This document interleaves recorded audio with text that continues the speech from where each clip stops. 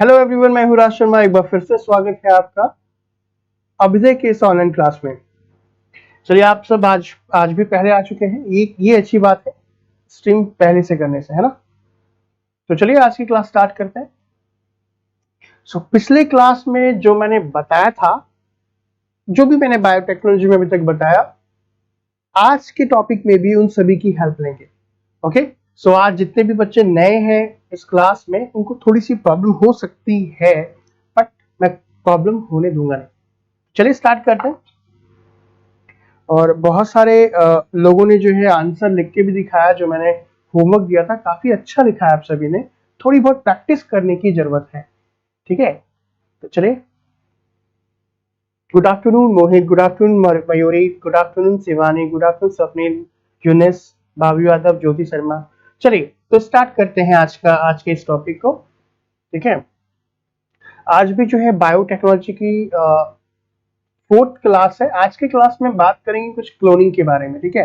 अभी क्लोनिंग क्या होती है आप सभी को पता है, लेकिन थोड़ा सा यहाँ पे एडवांस जान लेते हैं क्लोनिंग के बारे में। फिर और भी बहुत सारी चीजें हैं जो आज की क्लास के लिए काफी इंपॉर्टेंट है। चलिए बिना किसी देर के स्टार्ट करते हैं आज के टॉपिक को। जी, हम बात करने वाले हैं आज सबसे पहले क्लोनिंग के बारे में कि आखिर ये क्लोनिंग होती क्या है, क्लोनिंग कितने प्रकार की होती है और कौन कौन सी क्लोनिंग हम कर सकते हैं, ठीक है। नमस्ते संतपाल। क्लोनिंग की बात की जाए तो सबसे पहले मैं आपको बताऊं कि डेफिनेशन ऑफ टाइप्स कितनी होती है, क्लोनिंग का मतलब आखिर होता क्या है। गाइस, हम बात करें क्लोनिंग के बारे में तो आप बोल सकते हो कि cloning is the production of an exact copy of cell, any other living part और अ कंप्लीट ऑर्गेनिज्म। क्लोनिंग जो है एक ऐसी प्रक्रिया है जिसके अंतर्गत हम किसी भी कोशिका की, किसी भी जीवित अंग की और किसी भी संपूर्ण जीव की एग्जैक्ट कॉपी, उसका प्रारूप तैयार कर सकते हैं। इसे हम क्लोनिंग कहते हैं। ऐसे समझो हूबहू कार्बन कॉपी। जैसे मान लो कि अगर आपके पास कोई नोट्स है तो उस नोट्स को आप फोटोकॉपी करते हो बिल्कुल उसी के जैसा, तो वो क्लोनिंग हो गया। ओके, क्लोनिंग की बात की जाए तो सबसे पहले जो जानवर का क्लोनिंग तैयार किया था उनका नाम क्या है। तो देखो, सबसे पहले जो क्लोनिंग है उनको करने का श्रेय जाता है, ठीक है, इलियान विल्मट, ओके, और उनके दोस्त जो कि रॉसलिन इंस्टीट्यूट इन एडिनबर्ग स्कॉटलैंड के थे। तो सबसे पहला जो क्लोन बनाया था इन्होंने ही बनाया था, इलियन विल्मट ही बनाया था। ये क्वेश्चन भी अगर वनडे एग्जामिनेशन आप दे रहे हो तो वहां पे पूछा जा सके। दूसरा, इन्होंने जो सबसे पहले क्लोन बनाया था वो बनाया था 1996 में, है ना, एक भेड़ का जिसका नाम था डॉली। ये तो पता ही होगा आपको। कौन सी बुक लेंगे आप? स्पेक्ट्रम ले सकते हो, काफी अच्छा है बुक, भारती, ठीक है। तो देखो, सबसे पहला जो क्लोन बना था वो बना था किसका? डॉली का बना था क्लोन। वैसे क्लोन की बात की जाए तो क्लोन के कितने पार्ट हैं, किस तरीके से बनता है, मैं आगे बहुत अच्छे तरीके से डिटेल में जानकारी दूंगा। तो ये एक छोटी सी डेफिनेशन थी कि क्लोन क्या होता है और सबसे पहले क्लोन किसने बनाया और किसका सबसे पहला क्लोन बना। क्लोन को बेसिकली हम दो पार्ट में डिवाइड कर सकते हैं, ठीक है, जिसमें पहला है रिप्रोडक्टिव क्लोनिंग और दूसरा है मॉलिक्यूलर क्लोनिंग, जिसको अनुक्लोन बोल सकते हैं। तो देखो, क्लोन में सबसे पहले जो हम बात करते हैं, ये जो somatic cell nuclear transfer technology जानते हो, क्लोन को आप ये भी कह सकते हो। क्लोन को somatic cell nuclear transfer technology के नाम से भी जानते हैं, या आप इसको इस तरीके से बोल सकते हो कि सर क्लोन जो होता है वो सोमैटिक सेल के अंदर में होता है। आप में से बहुत सारे ऐसे बच्चे हैं, हाँ हिंदी में है, स्पेक्ट्रम हिंदी और इंग्लिश दोनों में है, ठीक है। तो देखो, सोमैटिक सेल ट्रांसफर क्या होता है आगे बताता हूं मैं आपको। पर क्लोन की बात की जाए तो क्लोन को हम दो पार्ट में डिवाइड करते हैं। सबसे पहला जो है वो है रिप्रोडक्टिव क्लोनिंग, जिसे प्रजनन क्लोनिंग कहते हैं, प्रजनन क्लोनिंग कहते हैं। और जो मॉलिक्यूलर क्लोनिंग है उसे आणविक आणविक क्लोनिंग कहते हैं। ये जो आणविक क्लोनिंग है इसे बेसिकली आप डीएनए रिकॉम्बिनेंट भी कह सकते हो, डीएनए रिकॉम्बिनेंट, रिकॉम्बिनेंट नाम सुना आपने? कोई बात नहीं, अगर नहीं सुना तो मैं बताता हूं, ठीक है। तो देखो मेरी बात ध्यान से सुनना कि क्लोनिंग की बात की जाए तो यहाँ पे क्लोनिंग हम दो पार्ट में डिवाइड कर दिए। पहला कौन सा? रिप्रोडक्टिव क्लोनिंग और मॉलिक्यूलर क्लोनिंग। घबराने की जरूरत नहीं है, मैं इसको बहुत डिटेल में बताऊंगा। जिन लोगों को क्लोनिंग के बारे में पता भी है उनके लिए भी आज की क्लास काफी अच्छी होगी, और जिनको नहीं पता उनके लिए तो अच्छी है। तो रिप्रोडक्टिव क्लोनिंग की जब हम बात करें, प्रजनन क्लोनिंग में हम क्या करते हैं, हूबहू उसी के जैसा उत्पाद बनाते हैं।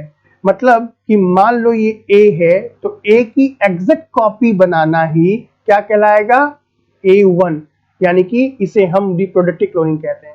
हालांकि रिप्रोडक्टिव क्लोनिंग जो होता है वो काफी डिफिकल्ट होता है, काफी जो है वो डिफिकल्ट को हिंदी में क्या कहते हैं, मुश्किल होता है, ठीक है। ये जो आप रिप्रोडक्टिव क्लोनिंग की बात कर रहे हो, तो इसमें हम एक बार में सफलता हासिल नहीं करते। जैसे डॉली नामक भेड़ को जब हमने बनाया, तो क्या आपको क्या लगा कि हमने बनाया लैब में बन गई? नहीं भाई, वो बहुत प्रयासों के बाद बनी।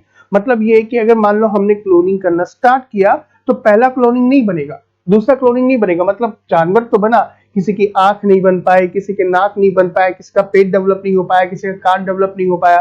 तो इस तरह की प्रॉब्लम जो है रिप्रोडक्टिव क्लोनिंग में आती है। एग्जैक्ट कॉपी तैयार करना इतना आसान नहीं होता। और ये जो रिप्रोडक्टिव क्लोनिंग होती है वो जो है इनलीगल है ह्यूमंस में। मतलब ह्यूमंस के अंदर में हम रिप्रोडक्टिव क्लोनिंग नहीं कर सकते। हालांकि अब हम क्लोनिंग, रिप्रोडक्टिव क्लोनिंग कर ही नहीं सकते, ठीक है। जानवरों पर भी क्लोनिंग नहीं कर सकते, क्योंकि मान लो कि हमने जानवर का क्लोन कर लिया, जानवर को हमने बना लिया, किसी के हाथ नहीं, किसी के पैर नहीं है, तो वो सर्वाइव थोड़ी कर पाएगा, कहीं ना कहीं उन्हें मारने की जरूरत पड़ेगी। भाई अगर डॉली नामक भेड़ की बात की जाए, तो डॉली नामक भेड़ आपको क्या लग रहा है कि वो हमेशा जिंदी रहेगी क्या? नहीं भाई, जब उसे हमने बनाया तो उसे अर्थराइटिस की प्रॉब्लम हो गई थी। उसके बाद हमने क्या किया, उसे मार दिया। अब क्यों मारा, क्या प्रॉब्लम हुई, मैं आपको आगे बताता हूँ। और दूसरा जो है आणविक क्लोनिंग, जो मॉलिक्यूलर क्लोनिंग होती है, इसकी क्लोनिंग जो है हम क्या करते हैं, स्टडी में करते हैं कि आखिर जीन किस तरीके से काम करते हैं। मतलब जीन प्रॉपर तरीके से काम करते हैं कि नहीं करते। कभी किसी दो जीन को आपस में मिलाएंगे तो वो प्रॉपर काम करेंगे कि नहीं करेंगे। और ये बेसिकली बायोलॉजिकल लैब में रूटीन के तौर पर हम इसको करते हैं, इस क्लोनिंग को करते हैं, ठीक है। मैं आपको बता दूं कि बहुत सारे जितने भी वायरसेस बनते हैं ना, वायरस, ये सब मोलिकुलर क्लोनिंग के द्वारा बनाया जाता है। आपको जैसे अभी कोरोना वायरस की बात कर रहे हैं, तो कोरोना वायरस कहते हैं कि भाई हम वुहान में लैब में बनाया गया, तो वहां पे लैब में जो हमने बनाया, हमने इस मॉलिक्यूलर क्लोनिंग का उपयोग ही किया। समझ में आ रहा है? यानी कि क्लोनिंग, केवल क्लोन, जैसे आप में से बहुत लोग ऐसे भी होंगे कि इनको क्लोन पता है, ठीक है, क्या पता कि भाई क्लोन तो पता है, लेकिन नहीं, क्लोन बहुत सारे तरीके से हो सकता है। अब जैसे मैंने आपको मॉलिक्यूलर क्लोनिंग बताया, ठीक है, अभी मैं प्रोसेस नहीं बताया मैंने, अभी रिप्रोडक्टिव क्लोनिंग की बात की, इसका प्रोसेस नहीं बताया, मैं बिल्कुल डिटेल में बताऊंगा। इसलिए अपनी कुर्सी जो है, अपने चेयर पे बैठे रहे अच्छे तरीके से, और पानी चाय कॉफी लगातार पीते भी रहे, है कि नहीं। आप में से कितने लोग हैं जो लैपटॉप पे देख रहे हैं, और बहुत सारे लोग मोबाइल फोन पे भी देख रहे होंगे, ठीक है। तो लैपटॉप पे अगर आप देख रहे हैं इस वीडियो को तो अच्छी बात है, क्योंकि डिस्टेंस काफी होगा आपके लैपटॉप के बीच और आपके बीच। मोबाइल फोन में थोड़ा सा डिस्टेंस रहता है, कम रहता है। गुड आफ्टरनून हरिकेश, ठीक है। तो अब यहाँ पे दो क्लोनिंग की बात हमने करी, एक है रिप्रोडक्टिव क्लोनिंग, एक है मॉलिक्यूलर क्लोनिंग। ये समझ में आ गया आपको?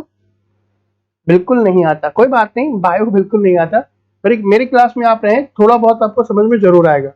तो अब चलिए एक एक करके बात करते हैं। सबसे पहले बात करते हैं कि रिप्रोडक्टिव क्लोनिंग कैसे की जाती है और क्या क्या प्रोसेस होता है। तो देखो, रिप्रोडक्टिव क्लोनिंग के लिए हम क्या करते हैं, हम आगे बढ़ जाते हैं। मतलब मैं आपको अच्छे तरीके से बताना चाह रहा हूँ, मोबाइल पे, लैपटॉप पे, ठीक है, जितने भी लोग लैपटॉप पे देख रहे हो अच्छी बात है, मोबाइल पे ठीक है, बहुत सारे लोग हैं, थोड़ा टूटा फूटा, अरे कोई बात नहीं है ना, ये माने रखता है। तो देखो गाइस, क्लोनिंग बनाने के लिए सबसे पहले हमें क्या जरूरत होती है, हमारी बॉडी के अंदर में दो सेल होते हैं, एक को बोलते हैं सोमेटिक सेल, एक को बोलते हैं सेक्स सेल, ठीक है। ध्यान देना मेरी बात कि हम रिप्रोडक्टिव क्लोनिंग कर रहे हैं, क्लोनिंग बनाने के लिए हमें क्या क्या चाहिए होता है।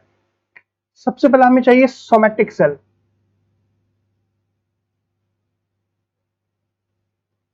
एक होता है सोमेटिक,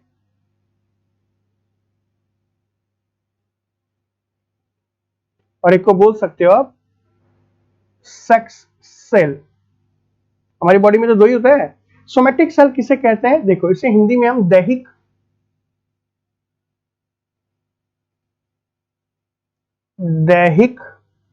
है ना, इसमें लिखने में थोड़ा नहीं बनता, रुको मैं दोबारा लिखता हूं। गुड आफ्टरनून वर्मा जी, माया शंकर वर्मा, ठीक है। तो सोमेटिक सेल को हम हिंदी में क्या कहते हैं? दैहिक कोशिका। धीरे धीरे लिखूंगा ना तो अच्छी राइटिंग आती है, मतलब अच्छे तरीके से आ जाता है। दैहिक कोशिका,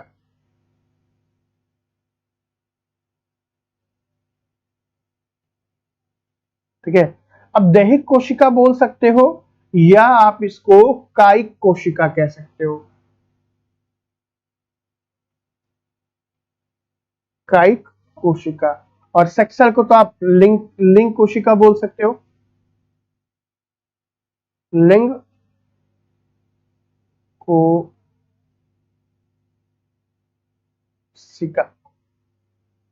देखो क्लियर है, समझ में आ रहा है इतना? अब दैहिक कोशिका और लिंग कोशिका में क्या अंतर होता है? हमारी पूरी बॉडी के अंदर में जो लिंग कोशिका होती है, यानी कि आप बोल सकते हो सेक्स सेल जो होती है, जैसे स्पर्म और एग। जैसे अगर हम सेक्स जो ये कोशिका की बात करें तो महिलाओं के अंदर में आप बोल सकते हो अंडाणु,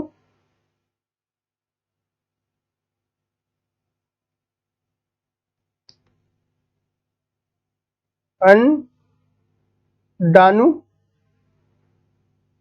मीन्स एग। और हम बात करें पुरुषों की बात करें तो पुरुषों में जो होता है वो वीर्य होता है, सीमेन। सीमेन के अंदर में क्या पाया जाता है? स्पर्म।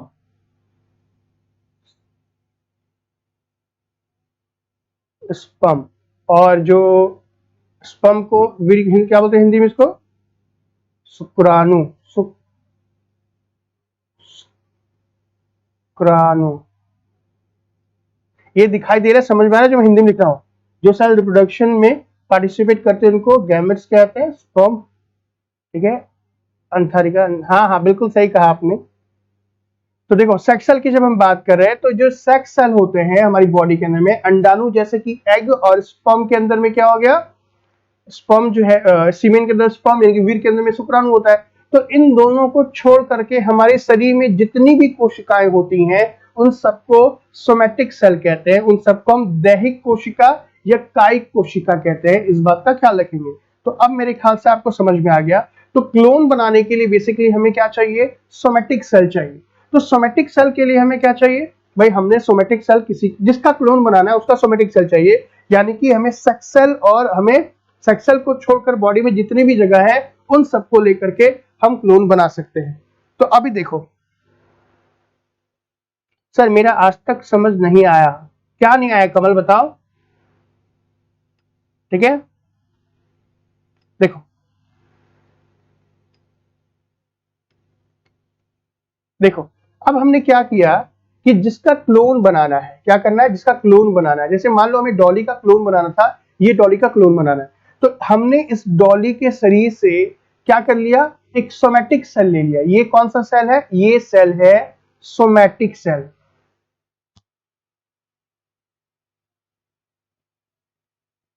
ये है सोमेटिक सेल, ध्यान दीजिएगा, जिसको हमने दैहिक कोशिका कहा। अब हमने सोमेटिक सेल को लेने के बाद उसके न्यूक्लियस को ले लिया और बाकी सेल को नष्ट कर दिया। अब हमें क्लोन बनाने के लिए एक एग चाहिए। ध्यान रखना, एग एग कहां से लेंगे हम एग किसी भी मादा से ले सकते हैं, मतलब ये किसी भेड़ की मादा होगी जो, उसका हमने एग ले लिया। अब एग लेने के बाद हमने क्या किया कि इसके अंदर में एग में जो न्यूक्लियस था उस न्यूक्लियस को हमने निकाल करके नष्ट कर दिया और उसका पूरा का पूरा साइटोप्लाज्म ले लिया। साइटोप्लाज्म किसे कहते हैं? कोशिका द्रव्य को। कोशिका के अंदर का जो द्रव्य होता है उसे कोशिका द्रव्य कहते हैं, ध्यान दीजिएगा।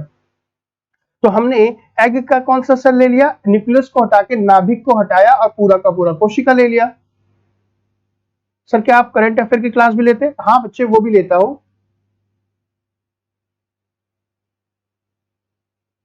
बोर्ड पर पढ़ाएंगे तो और भी अच्छा हो सकता है। हाँ बोर्ड, ओके ये बोर्ड बोल रहे हो, पीछे वाला बोर्ड, तो बोर्ड पे केवल बाकी चीजें तो नहीं आएगी ना एसपीजी, तो यहाँ पे ले लिया। और हमने सोमैटिक सेल की जब बात कर रहे हैं तो सोमैटिक सेल का न्यूक्लियस ले लिया, और उस न्यूक्लियस को मतलब सोमैटिक सेल के न्यूक्लियस को और जो एग सेल है उसके पूरे की पूरे सेल को, जो न्यूक्लियस विहीन सेल है, नाभिक विहीन सेल है, उसको लेकर आपस में फर्टिलाइज करा दिया, मतलब आपस में से क्या कर दिया, संयोग करा दिया उसे करंट दे करके। और उसके बाद ये जो सेल, जो सिंगल सेल बन गया, अब हम इसे लैब के अंदर में क्या करेंगे, ग्रो करेंगे। और लैब के अंदर में ग्रो करने के बाद इसे हम किसी दूसरे मादा के शरीर में ट्रांसप्लांट कर देंगे। ओके, तो ट्रांसप्लांट जब कर देंगे तो होगा क्या कि इस डॉली, इसके अंदर में, इस भेड़ के अंदर में जो हमने, जिसका हमने क्या लिया है, सोमैटिक सेल लिया था, यानी कि सोमैटिक सेल का न्यूक्लियस लिया था, अब उसी के जैसा क्लोन बनना स्टार्ट करेगा। तो ये जो है वो एक रिप्रोडक्टिव क्लोनिंग का ये परिभाषा है। अभी नहीं ले रहा हूं बच्चे, लूंगा, बस लूंगा जल्द ही। तो देखो रिप्रोडक्टिव क्लोनिंग समझ में आया। अब रिप्रोडक्टिव क्लोनिंग की बात की जाए तो इसमें हम क्या करते हैं, पूरा इसको आप चाहे तो नोट डाउन भी कर सकते हो कि भाई किसी भी जानवर का ठीक है, डुप्लीकेट जानवर बना लेना, किसी भी जीव का डुप्लीकेट जानवर बना लेना, हूबहू ऐसा बनाना, उसे हम क्या बोलेंगे, हम उसे रिप्रोडक्टिव क्लोनिंग कहेंगे। ओके, ध्यान दीजिएगा, रिप्रोडक्टिव क्लोनिंग के अंदर में हमें जिसका क्लोन बनाना होता है उसके सोमैटिक सेल को लेकर के उसका नाभिक यानी कि न्यूक्लियस निकाल लेते हैं, और निकालने के बाद किसी दूसरे मादा जीव का हम एग सेल लेते हैं, अंडाणु लेते हैं, उस अंडाणु से नाभिक को निकाल कर नष्ट कर देते हैं, और पूरा सेल सोमैटिक सेल के साथ मिला करके, सोमैटिक सेल के न्यूक्लियस के साथ मिला करके उसे क्या करते हैं, फर्टिलाइज कर लेते हैं, उसमें करंट डाल देते हैं, जिससे क्या हो जाता है, वो सिंगल सेल बन जाता है। और सिंगल सेल बनने के बाद हम उसको क्या करते हैं, लैब में ही थोड़ा आगे 2-4 कोशिका में, यानी कि ब्लास्टोसिस्ट याद होगा, उसमें डेवलप करा लेते हैं, और डेवलप कराने के बाद किसी भी मादा के शरीर में डाल देते हैं। तो वो जो मादा के शरीर में जो बच्चा होगा, वो जिसका सोमैटिक सेल हमने लिया था, बिल्कुल हूबहू उसकी कार्बन कॉपी होगा। हालांकि ये देखा जाए तो ये क्या है, ये बैन है पूरे के पूरे कंट्रीज में। रचना, क्लोनिंग में एग ही लेते हैं सेक्स सेल से। हाँ, बिना जो है बिना सेक्स सेल लिए, मतलब बिना हम एग लिए काम नहीं कर सकते। हाँ भारती, मैं बता दूंगा बच्चे। Sir previous class regular join ना करने की वजह से समझ प्रॉपर नहीं आ पा, बिल्कुल मैंने पहले ही कहा था फ्लो चार्ट से और भी समझा दीजिए। हाँ बिल्कुल समझा देता हूँ, बिल्कुल समझा देता हूँ, ठीक है। तो ध्यान रखना, ये जो रिप्रोडक्टिव क्लोनिंग की बात की जा रही है तो इसमें पूरा का पूरा जानवर बनाता है, लेकिन ये क्या है, बैन है हर जगह पे।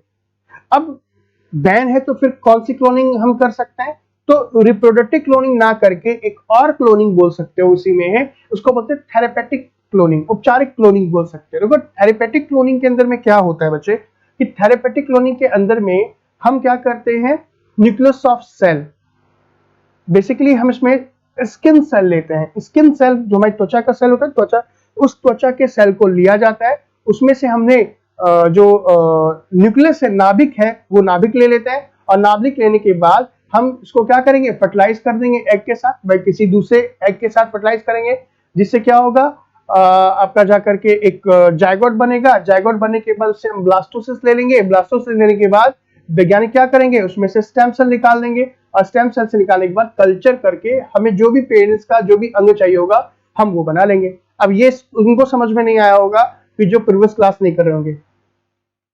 Sir cloning and IVF is same thing? नहीं, क्लोनिंग और आईवीएफ अलग, आईवीएफ अलग है, मैं बताऊंगा आज आपको, प्लेलिस्ट में सारा वीडियो है। हाँ ठीक है, बिल्कुल।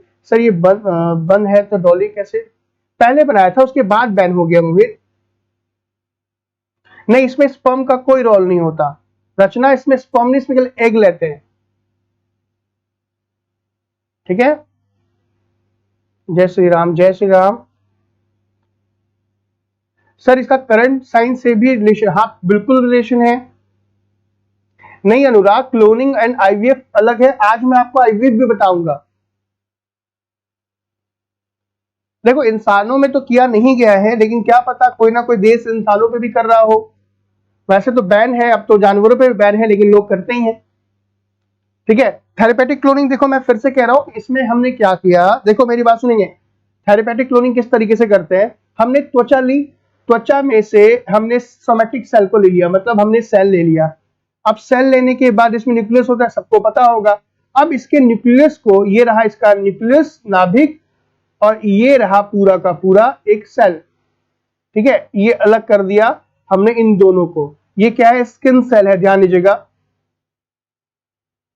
जो नहीं आए, जो आज पहली बार क्लास में उनको समझ में आएगा, थोड़ा बहुत समझा देता हूं। ये हमने क्लोनिंग बनाना है, जैसे मान लो मेरा थेरेपेटिक क्लोनिंग करना है। थेरेपेटिक का मतलब हो जाता है उपचारिक क्लोनिंग बोल सकते हो। मेरी हुबहू कॉपी तो नहीं बनाई जा सकती है ना, या बनाई जा सकती है। देखो किस तरीके से लिंक कर रहे हैं हम कल वाली क्लास को, मतलब इससे पहले जो क्लास थी ना उसको कैसे लिंक करें। जैसे मेरे पूरा का पूरा क्लोन नहीं बनाया जा सकता। मान लो कि मेरे शरीर में कोई अंग काम नहीं कर रहा, मान लो कि कोई प्रॉब्लम हो गई मेरे किसी पर्टिकुलर ऑर्गन के अंदर में, अब मुझे उस पर्टिकुलर ऑर्गन को डेवलप करना है, तो भाई क्लोन तो करना पड़ेगा।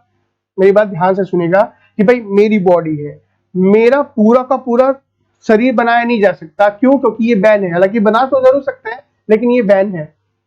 अब मान लो कि मेरे कोई शरीर में कोई ऑर्गन खराब हो गया, अब हमें ऑर्गन चाहिए, या तो हम किसी डोनर से ले लेंगे, मतलब किसी दूसरे की बॉडी से ले लेंगे हम, या तो फिर मैं अपनी बॉडी के अंदर में मैं अपनी बॉडी का ही क्लोन तैयार करना चाहता हूं। मतलब मान लो कि मेरा लीवर नहीं, मेरा नहीं मतलब समझ लो, हाँ मेरा ही लीवर खराब हो गया, अब मैं दोबारा लीवर बनाना चाहता हूं, तो मेरे लीवर का क्लोन क्या बन सकता है भाई। अभी तो सर आपने बताया कि क्लोन बैन है, तो रिप्रोडक्शन जो पूरा का पूरा मेरे जैसा हुबहू मेरे जैसे पूरा हुबहू क्या नहीं बना सकते, व्यक्ति नहीं बना सकते, लेकिन हाँ थेरेपेटिक क्लोनिंग की जा सकती है। मतलब मेरे शरीर का जो कोई भी अंग खराब हो गया तो उसकी क्लोन तैयार की जा सकती है। तो उसका क्लोन तैयार हम कैसे करेंगे वो देखो।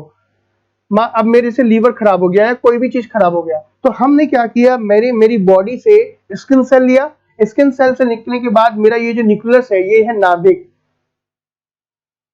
ये है नाभिक। इस नाभिक को हमने निकाल के अलग कर लिया, और ये नाभिक के अंदर में जो पूरी कोशिका थी उसको ले लिया। और ये जो पूरी कोशिका जो देख रहे हो, इस पूरी कोशिका को हम नष्ट कर देंगे, हमें केवल नाभिक चाहिए। अब हम किसी महिला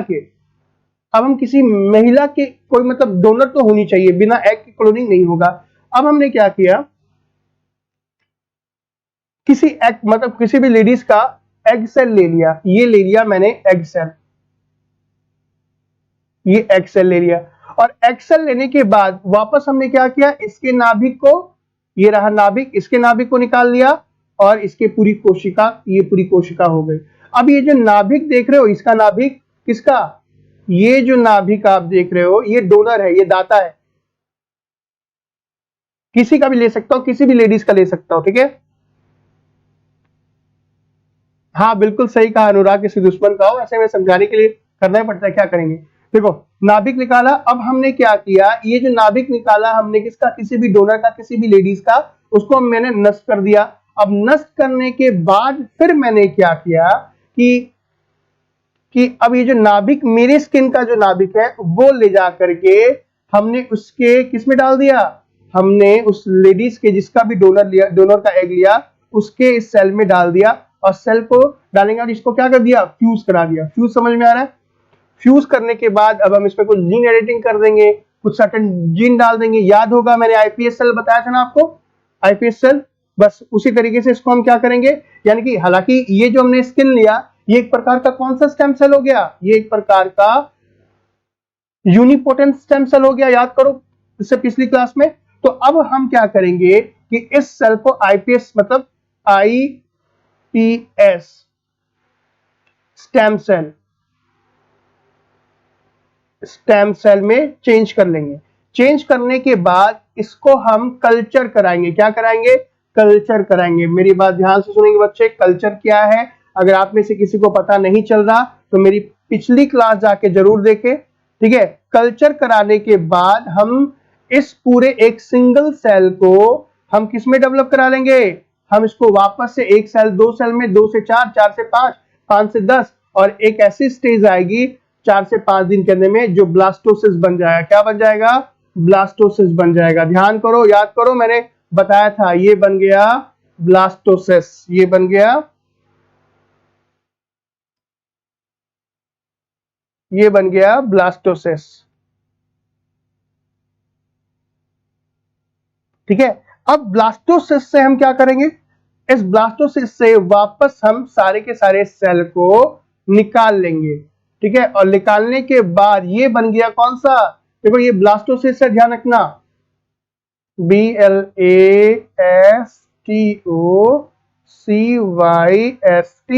ब्लास्टोसिस। अब हम इस ब्लास्टोसिस में से क्या कर लेंगे, इस स्टेम सेल को निकाल लेंगे। ये स्टेम सेल कैसा होगा, टोटीपोटेंट, टोटीपोटेंट स्टेम सेल हो जाएगा। ठीक है, टोटीपोटेंट स्टेम सेल। अब जो होगा, मान लो मेरा लीवर खराब हो, मेरी किडनी खराब हो, तो अब हम इसे कल्चर करा करके उस अंग का निर्माण कर लेंगे। तो ये एक प्रकार की क्लोनिंग ही तो ही, लेकिन ये थेरेपेटिक क्लोनिंग हुई, ये बैन नहीं है। सर क्लोनिंग में एग जो है वो कंपलसरी, हाँ एग कंपलसरी है, बिना बिना एग के क्लोनिंग संभव नहीं होगा। ठीक है, यहां तक जिसको समझ में आया मुझे बताओ। ठीक है सर, अगर किसी वुमेन की क्लोनिंग बनाना है तो कैसे बनेगा, देखो किसी वुमेन की क्लोनिंग बनाना है सर तो वही सेम बनेगा। हम उनके सोमेटिक सेल को लेंगे, स्किन कहीं से भी ले सकते हैं, और उन्हीं का एग ले लेंगे। यानी कि मैं आपसे ये बोल सकता हूं कि एक महिला को अपना क्लोन बनाने की के लिए किसी की जरूरत नहीं है, उसी का हम एग सेल भी ले लेंगे, उसी का सोमेटिक सेल भी ले लेंगे। लेकिन मेरा क्लोन बनाने के लिए मुझे तो मेरे बॉडी में तो सोमेटिक सेल है, ठीक है, मुझे किसी का एग सेल लेने के लिए महिला की जरूरत होगी। यानी कि मेरा क्लोन बिना महिला के हेल्प से नहीं बन सकता, जबकि महिला का क्लोन उसी के एग से और उसी के बॉडी से बन सकता है। क्लियर है? हाँ बोल सकते हो अंजलि। जेंडर क्या होगा राहुल, जेंडर मेरा जेंडर मेल है, तो अच्छा मैं मेल हूं या फीमेल हूं ये बता दो पहले। तो अभी मैंने क्लोन जिसका बनाया तो मैंने ही बनाया, तो जो मेरा क्लोन बनेगा, मतलब मेरी बॉडी का जो भी क्लोन बनेगा या मेरा क्लोन बनेगा तो मेल ही बनेगा ना। तो जिसका क्लोन बनाना है अगर वो फीमेल है तो फीमेल बनेगा, मेल है तो मेल बनेगा। सब पेशेंट को मेडिसिन भी क्या, पेशेंट को मेडिसिन भी रहा था और साथ में आपके लेक्चर पर भी पूरा ध्यान था। मैं समझा नहीं अनमोल, एक बार फिर से बताओ। इस सब्जेक्ट की यूज क्या है सर, मतलब किसका, कमलकांत किस सब्जेक्ट का बच्चे, किस सब्जेक्ट की बात कर रहे हो, मतलब मुझे बताओ। सर हाय सर कैसे हो, गुड, हाँ मैं सही हूं, मैं अच्छा हूं, चलिए मैं अच्छा हूं शिवम, मैं अच्छा हूं बच्चे। एग सर, एग के न्यूक्लियस के बाहर का पार्ट क्या, हाँ एग्स के न्यूक्लियस का बाहर का पार्ट। ठीक है, तो ये समझ में मेरे ख्याल से अगर आ गया तो अच्छी बात है। अभी देखो थेरेपेटिक का मतलब समझ में आया किस तरीके से करेंगे, तो थेरेपेटिक का यूज है क्या वैसे।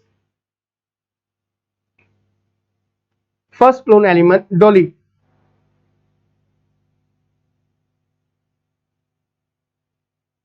सर जेंडर मेल होगा, बिल्कुल सही कहा आपने, मेल का होगा तो मेल ही होगा। Buffalo is first clone, Dolly जो थी वो फर्स्ट क्लोन थी। हाँ साइंस एंड टेक का है बच्चे क्लास।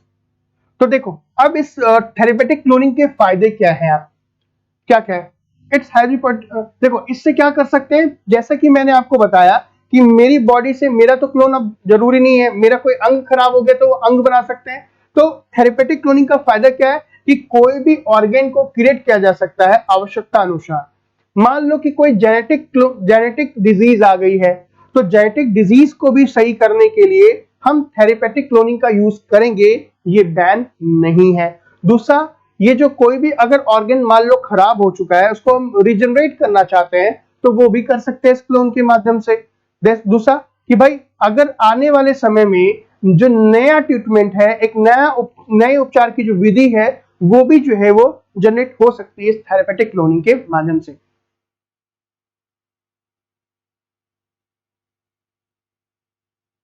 फातिमा क्या बोलना चाह रहे हो बच्चे, gender is describe by Y chromosome X, हाँ वो तो अंडरस्टूड ही है। चलो ये समझ सर, क्लोन क्या है सर, क्लोन बन क्यों, बैन क्यों है, ओके।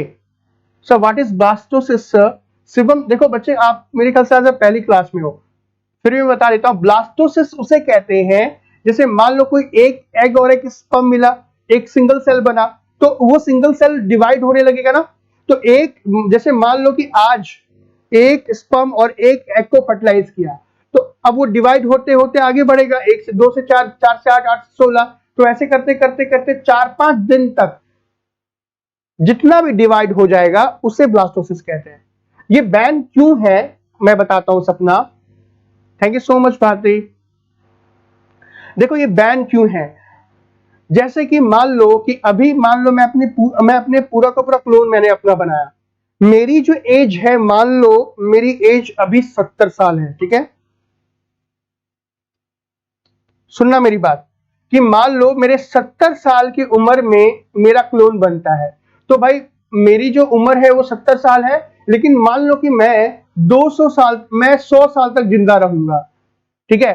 तो अब 70 साल के अंदर में मेरे जो क्या बोलते हैं इसको, जो मेरा सोमैटिक सेल लिया है, तो उस सोमैटिक सेल के अंदर में जो भी जेनेटिक प्रॉब्लम होगी, चाहे शुगर हो, डायबिटीज हो, थायराइड हो, तो वो जो क्लोन बनेगा, यानी कि जो बच्चा होगा, उस बच्चे की उम्र में, उसी उम्र में वो सारी की सारी बीमारी हो जाएंगी। यानी कि ऐसा नहीं है कि भाई मैं अगर 100 साल तक जिंदा हूं तो जो क्लोन होगा वो भी 100 साल तक जिंदा होगा, नहीं।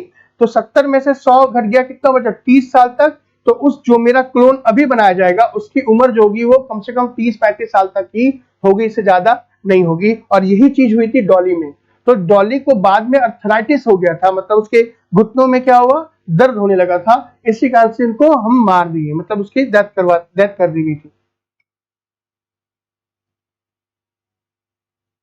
थेरेपेटिक क्लोनिंग से कोशिश कर सकते हैं कि हम क्या करें कि जो जेनेटिक डिजीज है वो खत्म कर सके, पूरा का पूरे में नहीं। Thank you Shivam.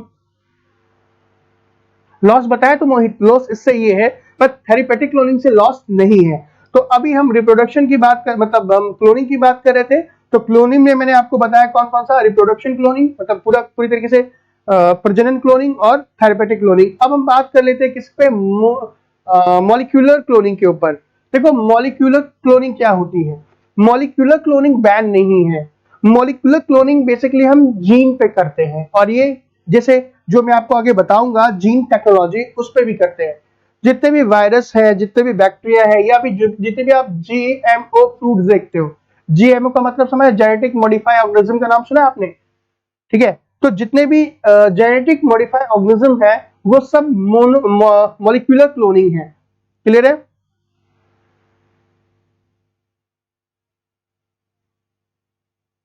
Tissue culture के लिए प्लेसेंटा से लिक्विड लेते हैं। शिवम टिश्यू कल्चर के लिए बिल्कुल लिया जाता है, उससे भी लिक्विड लेते हैं, लेकिन 3-4 तरह का है वो, पहले लोग लेते थे, अब अलग है। अभी देखो गाइस, मॉलिक्यूलर क्लोनिंग क्या होता है। मॉलिक्यूलर क्लोनिंग करने के लिए हमें क्या क्या चाहिए, जैसे मान लो कि मॉलिक्यूलर क्लोनिंग करनी है हमें, तो हमने क्या कर लिया कि एक सेल ले लिया, ठीक है, और दूसरा सेल ले लिया, ठीक है। एक सेल और दूसरा सेल, ध्यान दीजिएगा गाइस कि एक सेल और 2 सेल, हमें क्या करना है, जैसे मान लो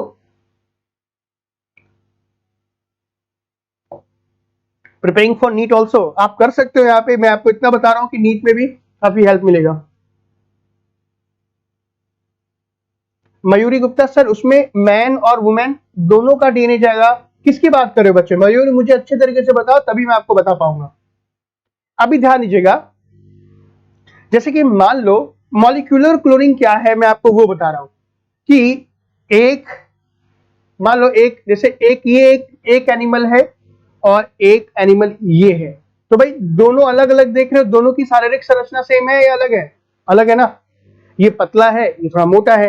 अब मुझे चाहिए क्या कि एक ऐसा बंदा हो जो दोनों के अंदर में इसके गुण है। तो अब हम क्या करेंगे, इसके अंदर में से एक अलग डीएनए निकालेंगे, इसमें से उसका अलग डीएनए निकालेंगे, मतलब कि हम 2 कोशिकाओं के अलग अलग सेल ए में से हमने जीन ए को ले लिया, इसी तरीके से सेल बी में से, सेल 2 में से हमने जीन 2 को ले लिया। ध्यान दीजिएगा, मैं आपको मॉलिक्यूलर क्लोनिंग की बात बता रहा हूं जो छोटे छोटे बेसिस पे होता है। गुड शिवम, कर सकते हो बच्चे। कोई बात नहीं, अच्छा ठीक है, चलो अच्छी बात है, उन्होंने धर्मवीर ने भी अच्छा कहा है, ध्यान देना। तो सेल ए और सेल 1 और सेल 2, हमने सेल 1 से जीन 1 ले लिया और सेल 2 से जीन 2 ले लिया। तो अब हम क्या करेंगे, दोनों लेने के बाद सेकंड में क्या करेंगे, देखो हमने क्या किया कि भाई जीन 1 को और जीन 2 को हमने कट कर लिया, और कट करने के बाद जीन 1 और जीन 2 को हम आपस में ऐड कर देंगे। देखो यहाँ पे put new DNA into a test cell and grow a copy. देखो यहाँ पे मतलब हमने क्या किया कि भाई सेल 1 में से हमने एक जीन 1 को कट किया, क्लियर है, और सेल 2 से हमने जीन 2 को कट किया।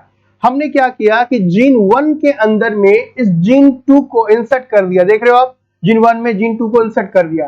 तो जीन 1 में जीन 1 और जीन 2 यानी कि एक के अंदर में हमने क्या किया, जीन 1 और जीन 2 दोनों को हमने क्या कर दिया, अलग अलग कर दिया, मतलब एक ही साथ डाल दिया। तो ये अब इसके बाद हम क्या करेंगे, इसकी क्लोनिंग कर लेंगे। तो सेल यहाँ पे जो सेल डिवाइड होगा तो उसमें क्या होगा कि जीन 1 और जीन 2 दोनों आपस में क्लोन हो जाएंगे। ध्यान दीजिएगा गाइस, सर अगर दोनों का न्यूक्लियर मिला दिया जाए तो क्या होगा, देखो दोनों का न्यूक्लियर मिला दिया जाए निर्भय तो वो अलग चीज है, आप अभी क्लास में बने रहना, ये इसका सवाल मैं आपको आगे दूंगा अभी, ठीक है, कि भाई दोनों का न्यूक्लियस आपस में मिला देंगे तो क्या होगा, ऐसा भी करते हैं, बता रहा हूं आपको, ठीक है। तो यहां पे हमने क्या किया, दो जीन को आपस में मिलाने के बाद जब उसका आगे डिवाइड किया तो उस कोशिका के अंदर में दोनों के करैक्टर आ गए, दोनों के जीन के करैक्टर आ गए, तो इसे हम मॉलिक्यूलर क्लोनिंग कहते हैं। मॉलिक्यूलर क्लोनिंग समझ में आया? अगर हाँ समझ में आया तो कमेंट करें कि हाँ सर अच्छे तरीके से ये समझ में आ गया। जीन डीएनए के अंदर होता है, हाँ बच्चे मैं बताया था ना, जीन डीएनए के अंदर होता है। अब देखो कैसे इसको करते हैं, जैसे मान लो हम दो, जैसे देखो यहाँ पे ये एक नॉर्मल चूहा है, माउस है, ठीक है, हमने क्या किया, वो जीन 1 को और 2 को अलग कैसे निकाल के देखते हैं नॉर्मल फल, जैसे कि एप्लीकेशन की बात, ये एक नॉर्मल क्या है, एक चूहे का भ्रूण है और ये भी एक चूहे का भ्रूण है। हमने क्या किया कि इसमें से जो ए जीन है उसको मिस कर दिया, तो जैसे ए जीन को मिस कर दिया तो हमें पता चल गया कि भाई इसकी आईज देखो, यहाँ पे समझ में आ रहा है, नॉर्मल के अंदर में जीन इन्वॉल्व था लेकिन इसके अंदर में जीन हमने हटा दिया तो कलर चेंज हो गया, ठीक है। दूसरा कि अगर मान लो कि हम किसी भी अलग जीन को ऐड करते हैं किसी में भी, तो यहाँ पे देखो इसके जो इस माउस का जो कलर है वो चेंजेस हो रहा है, जीन एक्टिव, जहां पे जीन एक्टिव है वहां पे इसका कलर चेंज हो गया। और अगर मान लो हम क्या करेंगे, ग्रुप ऑफ जीन डाल देते हैं तो वहां पे देख सकते हो यहाँ पे कितने तरह के, यहाँ पे सारे का सारा कलर शो करना स्टार्ट करें। चलो, तो ये था मॉलिक्यूलर जीन। अब बात करते हैं एम्ब्रायो ट्रांसफर के बारे में, ध्यान दीजिएगा।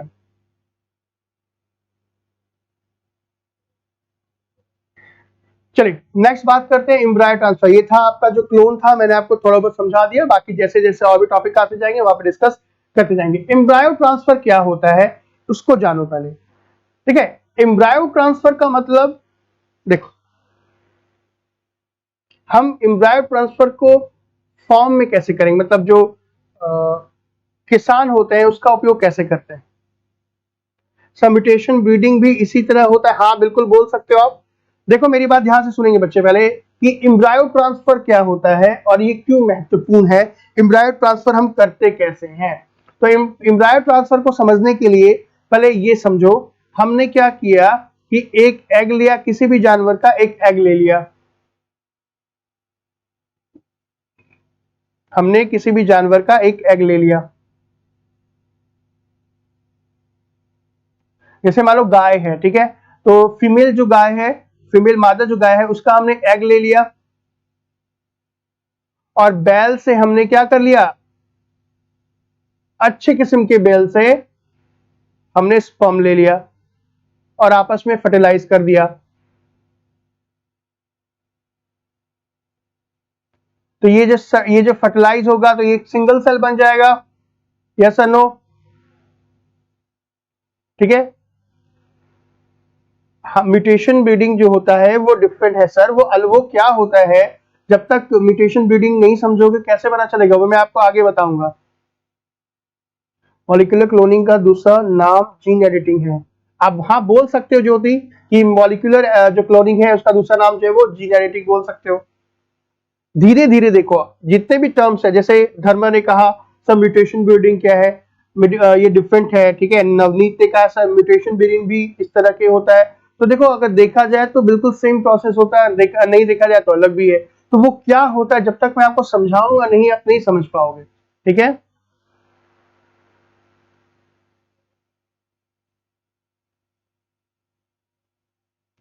डीएनए के अंदर नहीं होता है फातिमा, मुझे पता है बच्चे आपको पता है, लेकिन चलिए ठीक है, आप जो बता रहे हो वो बहुत सारी चीजें अच्छी बात है, लेकिन जो मैं बता रहा हूं उस पर फोकस करो, ठीक है। जो आप बता रहे हो ना वो मेडिकल टर्म बता रहे हो, अगर इस तरीके से बताओगे तो सारे लोग कंफ्यूज हो जाओगे, सारे लोग कंफ्यूज हो जाएंगे, है ना, इस तरीके से चीजें। ठीक है, आपको पता है, मुझे पता है, आप जो बता रहे हो कि डीएनए के अंदर नहीं होता है जीन, डीएनए का ऐसा सेगमेंट होता है जो कोई इंफॉर्मेशन कोड करता है। डीएनए में कोडिंग सीक्वेंस को एक्सॉन और क्या है, एक्सॉन और non coding sequence of DNA को इंट्रॉन कहते हैं। भाई साहब इतना नहीं चाहिए फातिमा, डीएनए के अंदर ही अगर देखा जाए जीन कहाँ पे होते हैं आपको पता है? अगर नहीं पता तो मेरी पहली वाली जो क्लास है ना वो देख ले, मैंने बहुत अच्छे तरीके से वो बताया कि जीन कहाँ होता है। अब क्वेश्चन यूपीएससी, जैसे आपने कहा ना जीन के अंदर डीएनए नहीं होता है, आपको पता है यूपीएससी में क्वेश्चन कैसे पूछा? उन्होंने साफ साफ क्वेश्चन पूछा कि जीन कहाँ स्थित होते हैं, कहाँ पे उपस्थित होते हैं, तो कहाँ लिखेंगे आप? हाँ कोई बात नहीं धर्मवीर, मैंने बता दिया बच्चे, ठीक है।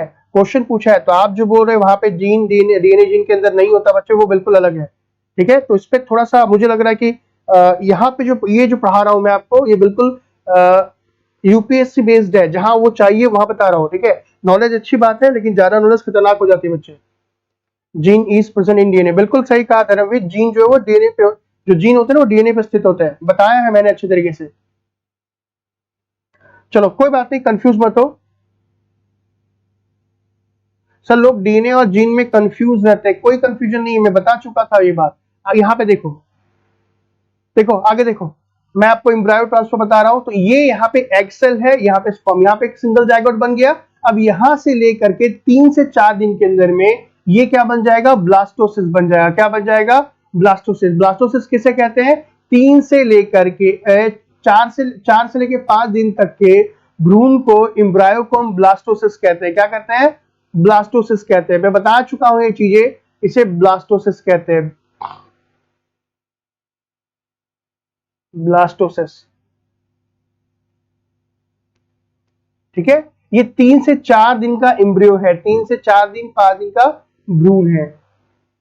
अब हम क्या करेंगे, इस भ्रूण से इन सभी के सभी सेल को निकाल लेंगे। ये जो सेल होंगे इसे स्टेम सेल कहते हैं।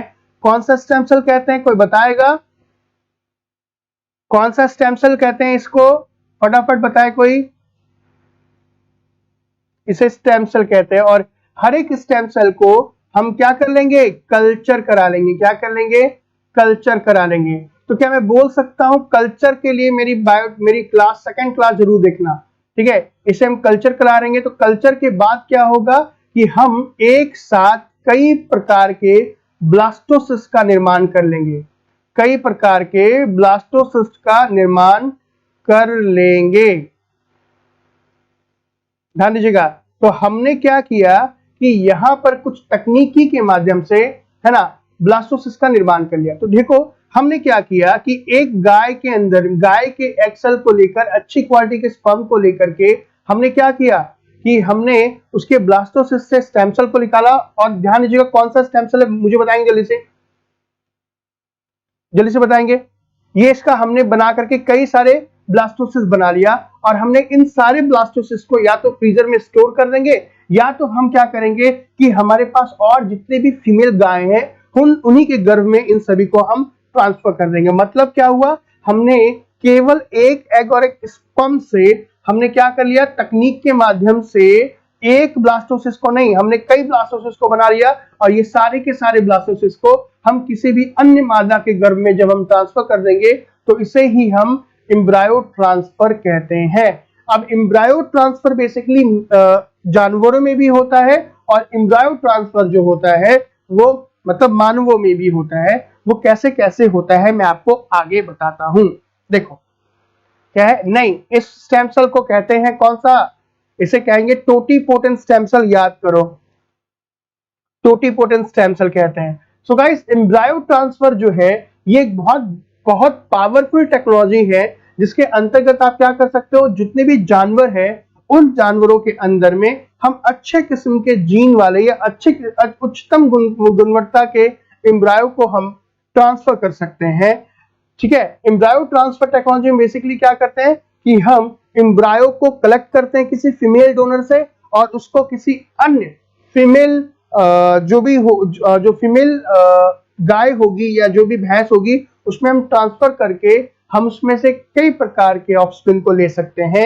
ये टेक्निक जो है ह्यूमन में और एनिमल में दोनों में हो सकती है, और ये जो जिस तकनीक से बनती है उसे आप इन विट्रो फर्टिलाइजेशन तकनीक कह सकते हो। ठीक है, इन विट्रो तकनीक के द्वारा ये होगी। जैसे कि देखो, बिल्कुल सही, नहीं एम्ब्रायो नहीं, प्लूरिपोटेंट स्टेम सेल नहीं, टोटिपोटेंट स्टेम सेल। यहाँ पे देखो इस फिगर में, फिगर नहीं है। ये जो एम्ब्रायो ट्रांसफर है वो दो तरीके से होता है। एक होता है फ्रेश एम्ब्रायो, इसमें क्या करते हैं कि जो भी मासिक धर्म होता है उसमें से जो एग होगा वो फ्रेश होता है, उसको लेकर के क्या कर देंगे, हम बना सकते हैं। दूसरा फ्रोजन एम्ब्रायो, इसमें क्या होता है कि पहले से हम जो एग होगा उसको हम पहले जो सुरक्षित एग होगा उसको लेंगे, उसको लेने के बाद क्या करेंगे, ठंडा करेंगे। ठंडा करने के बाद आप बोल सकते हो कि बाद में इसको हम गला करके, मतलब फ्रोजन एम्ब्रायो को भी हम डाल सकते हैं। जैसे इस फिगर के अंदर में देखो, देखो हमने क्या किया कि एक बुल लिया, एक बैल है ये, हमने एक अच्छे किस्म के बैल का क्या कर लिया, स्पर्म ले लिया, और हमने गाय का एग ले लिया। ध्यान दीजिएगा, जब बैल का स्पर्म और गाय का एग मिलेगा तो क्या बनेगा, ऑब्वियसली बात है जायगोट बनेगा, सिंगल सेल बनेगा। और उस जायगोट को हमने डेवलप कराने के बाद हम क्या करेंगे, उस जायगोट से, देखो ये ब्लास्टोसिस है, इस ब्लास्टोसिस में से हम स्टेम सेल को लेंगे, अलग अलग करेंगे, और अलग अलग लेने के बाद कल्चर कराएंगे। मैं फिर से बोल रहा हूं, आप में से जिसको नहीं पता व्हाट इज कल्चर, तो आप वो क्या कर सकते हो कि कल्चर वाली क्लास देखना, टिश्यू कल्चर वाली क्लास में मैं बता चुका हूं। कल्चर करने के बाद हम क्या करेंगे, बहुत सारे एम्ब्रियो को बनाएंगे, बहुत सारे भ्रूण को बना लेंगे। बहुत सारे भ्रूण को बनाने के बाद जो भी गाय हमारे पास होंगी उनमें डालेंगे, और उनमें डालने के बाद हम क्या करेंगे, अच्छी गुणवत्ता वाले गाय भैंस का उपयोग कर लेंगे। अब बोलोगे सर कि ये बेनिफिट क्या है इससे, ये समझ में आया? सर दोबारा से रिपीट करो, क्या करना है बच्चे, जल्दी से बताओ।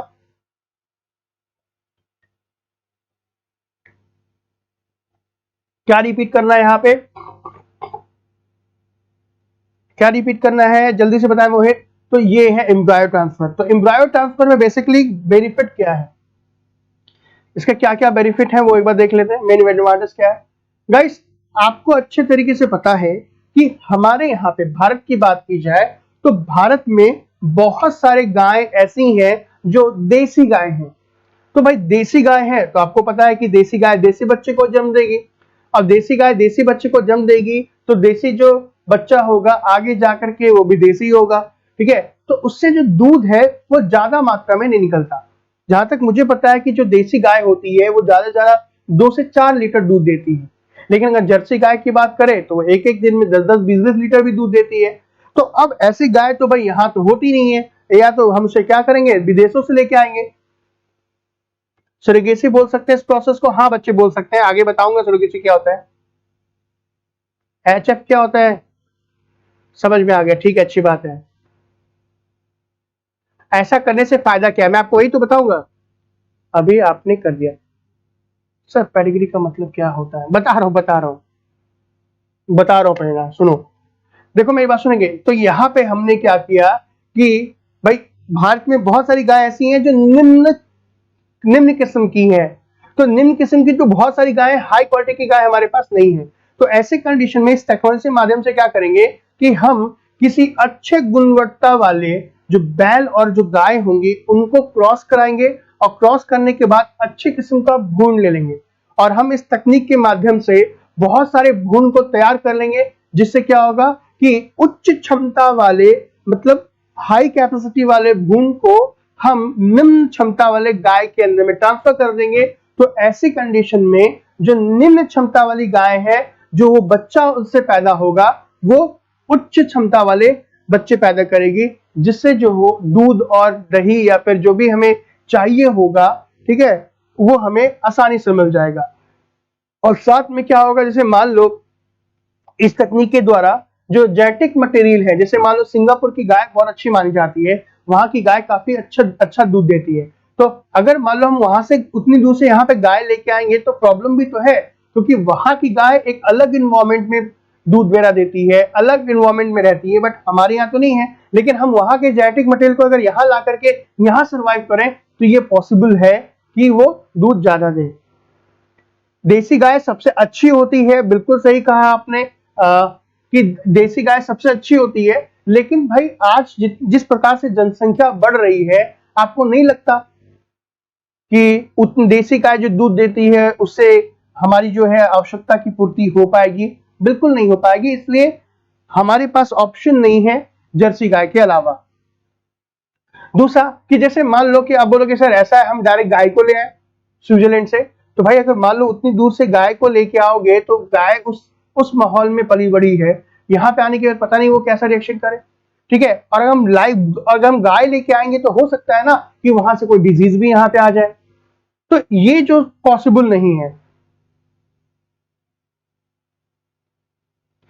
कोशिश करूंगा नीलम, मैं कोशिश करूंगा, thank you so much Sunesh, मैं कोशिश करूंगा कि कुछ क्वेश्चन भी हो। फिलहाल यहाँ पे ये सारे मैटर होने के बाद, पढ़ाने के बाद, समझ रहे हो ना, अगर वहां चलेंगे, क्या बोलते हैं, ऑफलाइन क्लास की बात करेंगे, तब मैं आपको वहां पे अच्छे तरीके से दिखाई दूंगा।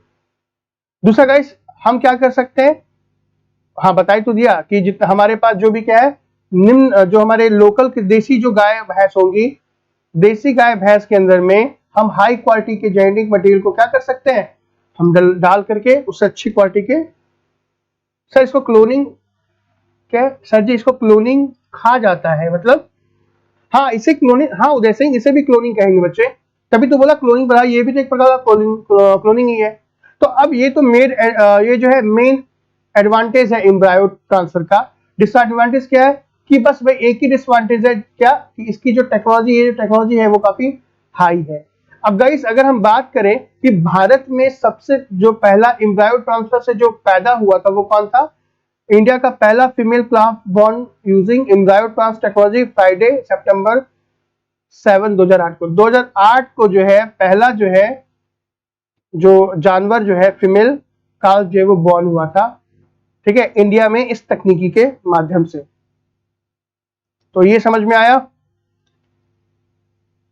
डिमांड एंड सप्लाई, ये समझ में आया आपको यहां तक? आगे बढ़े भाई, जितने भी बच्चे देख रहे हो लाइक तो कर दो, लाइक तो कितने कम है बताओ, वीडियो को लाइक भी कर दो, शेयर भी कर दो कम से कम, या लास्ट में करोगे? चलिए यहां तक अगर समझ में आ गया तो आगे बढ़े दूसरे टॉपिक की ओर।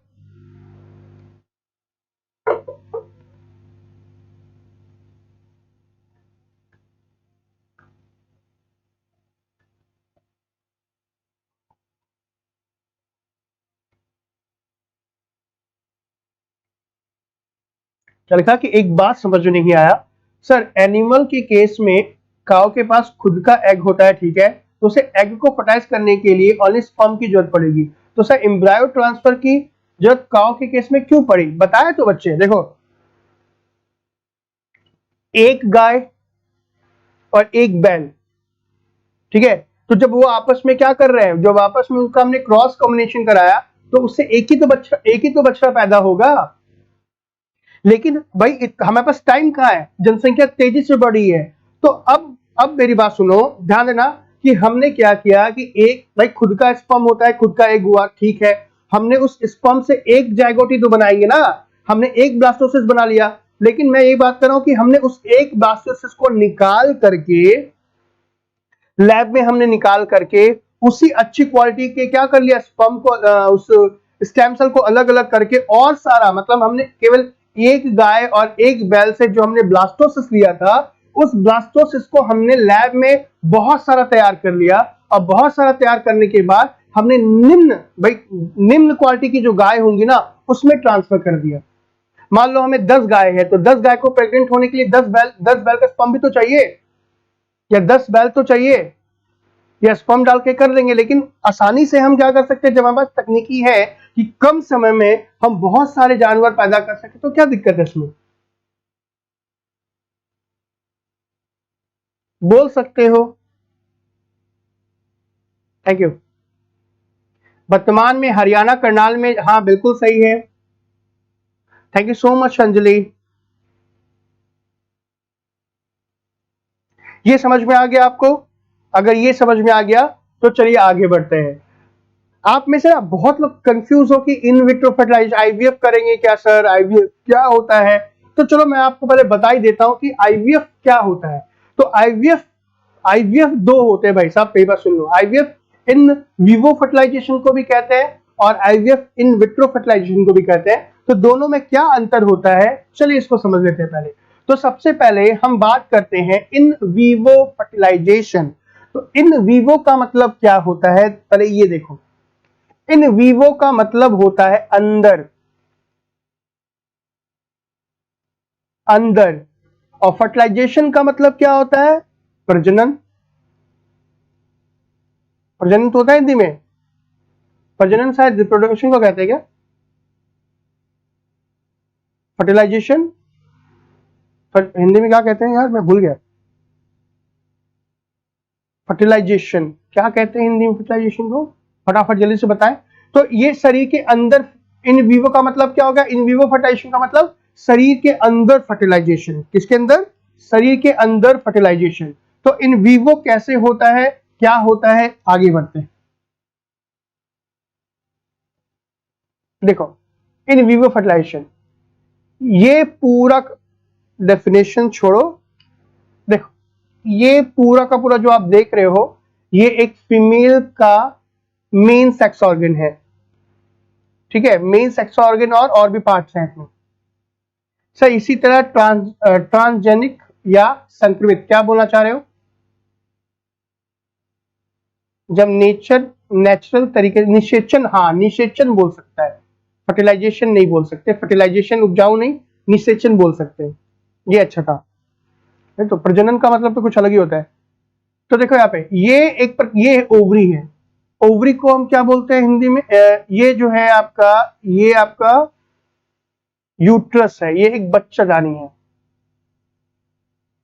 बच्चादानी कहते हैं। देखो फीमेल की पार्ट की बात कर रहे हैं, ये बच्चादानी बोल दो उसको, या इसको यूट्रस बोल दो, यूटेरस बोल दो, या इसको बच्चे ही तो बोलते हैं, बच्चादानी बोलो, यूट्रस बोलो, या क्या बोलते हैं हिंदी में यार इसको? हिंदी में गर्भाशय, सॉरी गर्भाशय। कुछ कुछ टर्म्स हिंदी में थोड़ा टफ होता है, ठीक है। मैं इन विवो फर्टिलाइजेशन की बात कर रहा हूं। तो देखो ये है बच्चेदानी, यहाँ पे बच्चा होता है, यहीं से एक पाइप से निकल के जा रही है। ये पाइप जो होती है इसे फिलिपींस ट्यूब कहते हैं, इसे हिंदी में अंडवाहिनी कहते हैं, अंडवाहिनी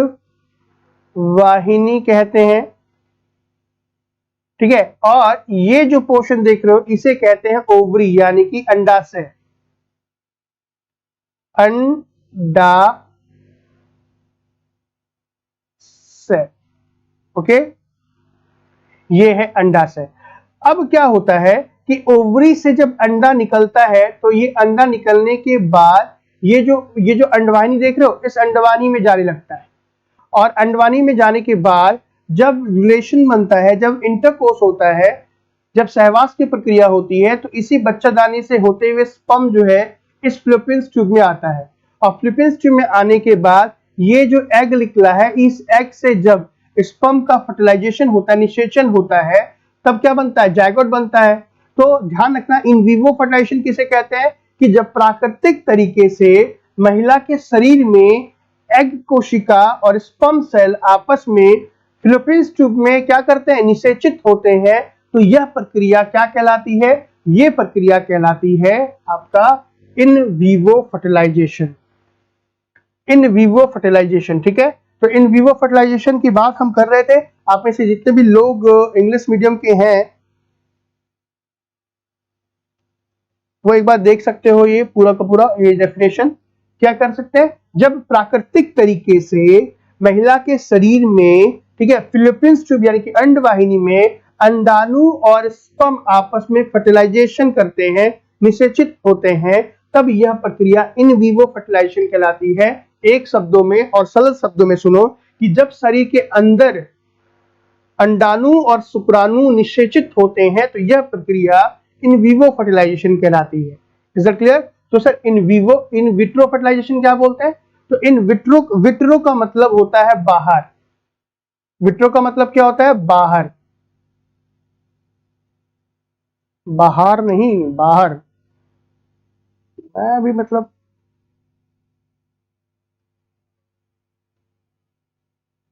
क्या हो गया इसका मतलब? बाहर। और फर्टिलाइजेशन का मतलब निषेचन। निषेचन, ठीक है? तो मतलब बाहर निषेचन, शरीर के बाहर जो फर्टिलाइजेशन की प्रक्रिया होती है उसे इन विट्रो फर्टिलाइजेशन कहते हैं। अब वो कैसे होती है तो एक बार देख लेते हैं, ठीक है? ध्यान रखना कि ये, अब देखो यहां पे, अब इन विट्रो फर्टिलाइजेशन हम कैसे करते हैं? शरीर के अंदर कब एग बन रहा है, शरीर के अंदर कब क्या बन रहा है? स्पर्म बन रहा है, ये हमें तो नहीं पता। अब मेंस्ट्रुएशन साइकिल से पता चल जाता है कि भाई हाँ 7 दिन पहले अंडा बना होगा और 7 दिन तक रहेगा, मतलब ये तो पता चलता है। लेकिन अगर हमें क्या करना है, बाहर फर्टिलाइजेशन करना है, तो शरीर के बाहर हमें अंडाणु भी निकालना पड़ेगा। तो फिर हम अंडाणु भाई शरीर में कब बन रहा है हमें तो ये नहीं पता ना। तो हम क्या करते हैं कि हम एक इंजेक्शन देते हैं, ठीक है? वो इंजेक्शन एक हार्मोन का होता है। कौन सा? एक हार्मोन का होता है। मतलब आप बोल सकते हो कि हम महिला के शरीर में एग को प्राप्त करने के लिए एक प्रकार का इंजेक्शन देते हैं, एक प्रकार का एंटीजन देते हैं। एंटीजन देते हैं, हार्मोन ही होता है बेसिकली। आप में से कितने लोग हैं जो बताएंगे मुझे, खासकर फातिमा, आप मुझे बताएंगे कि जो मतलब इन विट्रो फर्टिलाइजेशन में एग को हम क्या करने के लिए, निकालने के लिए कौन सा इंजेक्शन का यूज करते हैं? ठीक है, हाँ बिल्कुल, साइंस एंड टेक में प्योर हिंदी पॉसिबल नहीं है, ठीक है? हमने यहाँ पे एक इंजेक्शन दिया, जैसे इंजेक्शन दिया ये जो ओवरी क्या होती है, उस ओवरी के अंदर में एग बनना स्टार्ट हो जाता है। तो एग जब बनना स्टार्ट होता है तो उस एग को हम बाहर निकाल लेते हैं, किसके माध्यम से? एक इंजेक्शन के माध्यम से। और जब हम इंजेक्शन के माध्यम से बाहर निकालते हैं और बाहर से हम क्या करते हैं, स्पर्म लेकर के हम उस स्पर्म को एक लैब के अंदर में, एक बीकर के अंदर में एग के साथ फर्टिलाइज कर लेते हैं। और फर्टिलाइज करने के बाद क्या होता है, उससे जायगोट बनता है, सिंगल सेल बनता है, उसके बाद ब्लास्टोसिस्ट बनता है 3 से 4 दिन के बाद। फिर इस ब्लास्टोसिस्ट को हम क्या करते हैं, वापस उसके मां के गर्भ में, यानी कि उसके यूट्रस में हम क्या करते हैं, आर्टिफिशियली हम उसको ट्रांसफर कर देते हैं। तो ये जो प्रक्रिया कहलाती है उसे इन विट्रो फर्टिलाइजेशन कहते हैं। और इस प्रक्रिया के बाद जो बच्चा पैदा होता है उसे टेस्ट ट्यूब बेबी कहा जाता है। यानी क्या, जब प्राकृतिक तरीके निषेचन कराया जाता है तो प्रक्रिया विवो कहलाती है, और जब शरीर के बाहर किसी पात्र में निषेचन कराया जाता है तो उसे इन विट्रो फर्टिलाइजेशन कहते हैं। बिल्कुल सही कहा। रंजना लिखा है ऑक्सीटोसिन, बिल्कुल भी नहीं, नहीं नहीं ऑक्सीटोसिन नहीं, नहीं बच्चे नहीं, ठीक है? तो इन विट्रो फर्टिलाइजेशन क्या समझ में आया कि जब हम अप्राकृतिक तरीके से शरीर से बाहर हम अंडाणु को निकालते हैं और शरीर से बाहर स्पर्म को बाहर निकालते हैं और किसी बीकर के अंदर में, किसी भी पात्र के अंदर में उन दोनों को फर्टिलाइज कराने के बाद जायगोट तैयार कर लिया जाता है। और जायगोट से विकसित भ्रूण तैयार कर लिया जाता है, इनकी ब्लास्टोसिस्ट तैयार किया जाता है। इस ब्लास्टोसिस्ट को वापस मां के गर्भ में जब हम प्रत्यारोपित कर देते हैं तब उसे हम क्या करते हैं, उसे क्या कहते हैं, उसे इन विवो फर्टिलाइजेशन कहते हैं। यहां तक सबको समझ में आया तो बोलिए यस।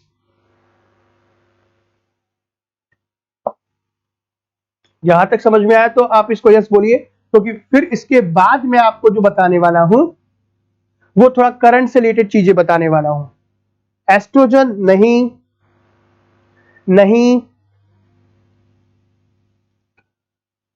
फटाफट बताएं, जो बताएगा उसको मेरी तरफ से,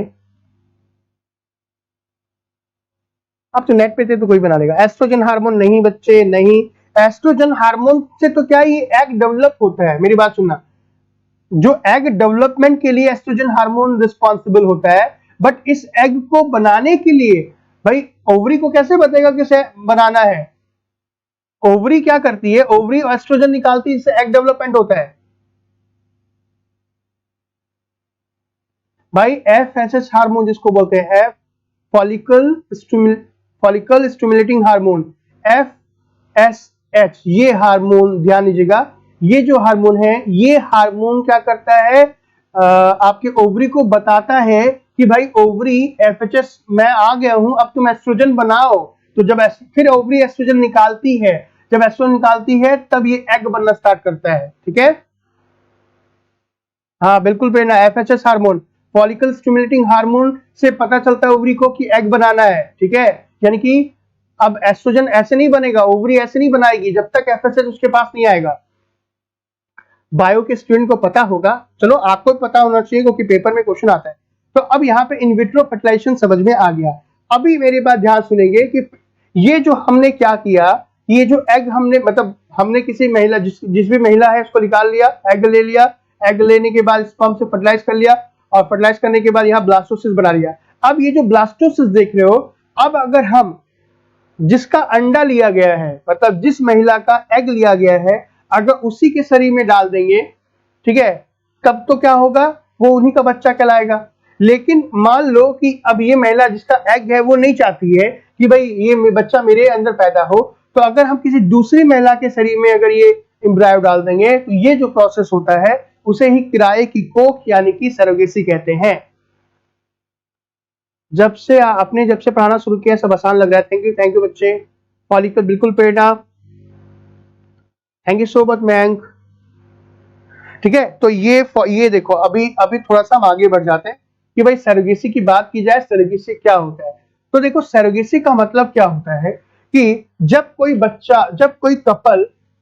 कोई दंपति बच्चा करना चाहता है लेकिन उसे बच्चा नहीं हो पाता, चाहे वो पुरुष की खराबी हो चाहे वो महिला की खराबी हो। ठीक है, तो ऐसे कंडीशन में जो बच्चा होता है वो किसी अन्य माँ के गर्भ में जब उसे हम क्या करते हैं, जनते हैं, उसे हम पैदा होने के लिए रहने देते हैं, तो उसे सरोगेसी कहा जाता है। या फिर ऐसे समझ लो, जैसे मान लो, ध्यान देना,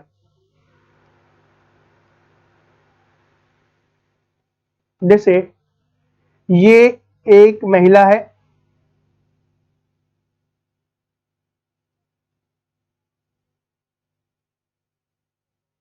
ये एक महिला है, ये है महिला ए, ठीक है, और ये है एक पुरुष।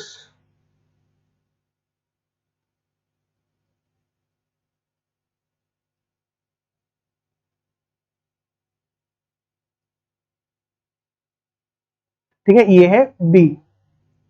अब ये दोनों बच्चा चाहते हैं, लेकिन दिक्कत वाली बात ये है कि इस माँ के अंदर में प्रॉब्लम है। अब प्रॉब्लम कुछ भी हो सकती है, एग की प्रॉब्लम हो सकती है, कुछ भी प्रॉब्लम हो सकती है। ठीक है, कोई भी प्रॉब्लम हो सकती है। तो अब प्रॉब्लम यहाँ पे इस महिला के अंदर में है लेकिन बच्चा चाहिए, तो अब क्या होगा कि यहाँ पे इसके जो एग है, मतलब इस जो महिला है इसके एग में प्रॉब्लम है, या मतलब एग में प्रॉब्लम है, या इसका बच्चा जारी छोटा है, कुछ भी प्रॉब्लम हो सकती है। तब हम एक तीसरी महिला,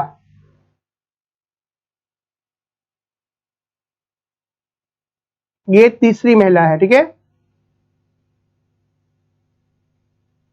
ये तीसरी महिला है।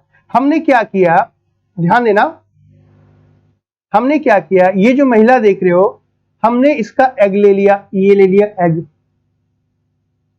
और ये जो देख रहे हो ये पुरुष का हमने ले लिया स्पर्म। इन दोनों को आपस में हमने शरीर से बाहर निकाल करके एक बीकर के अंदर में फर्टिलाइज कर लिया। ओके, फर्टिलाइज करने के बाद जो क्या बना, जो भ्रूण बन गया, ये बन गया भ्रूण। ओके, एम्ब्रियो बन गया। अब ये जो एम्ब्रियो है, अगर हम ये किसी तीसरी महिला, मतलब ये जो तीसरी महिला के शरीर में अगर हम इसको डाल देंगे तो ये जो महिला कहलाएगी उसे हम क्या बोलेंगे, सेरोगेसी कहते हैं। क्लियर है, क्लियर है, किराए की कोख। तो ये जो होगा ये सेरोगेसी होगा, सेरोगेसी। अब यहां पे कुछ प्रॉब्लम है, मतलब सरोगेसी तो चल अच्छी बात है कि अगर भाई कोई मान लो कोई दंपत्ति है या फिर मान लो कि इसमें कोई प्रॉब्लम नहीं है, ये जो ए महिला है इसमें कोई प्रॉब्लम नहीं है, ये ए महिला बोलती है क्या ये दोनों वर्किंग है, ठीक है, इसका पति भी काम करता है ये भी काम करती है, तो अब इसने कहा कि भैया मैं बच्चा जनना चाहती हूं, मतलब मुझे अपना बच्चा चाहिए लेकिन मैं 9 महीने तक पेट में नहीं रख सकती, मेरा भी काम है, मुझे भी आगे बढ़ना है।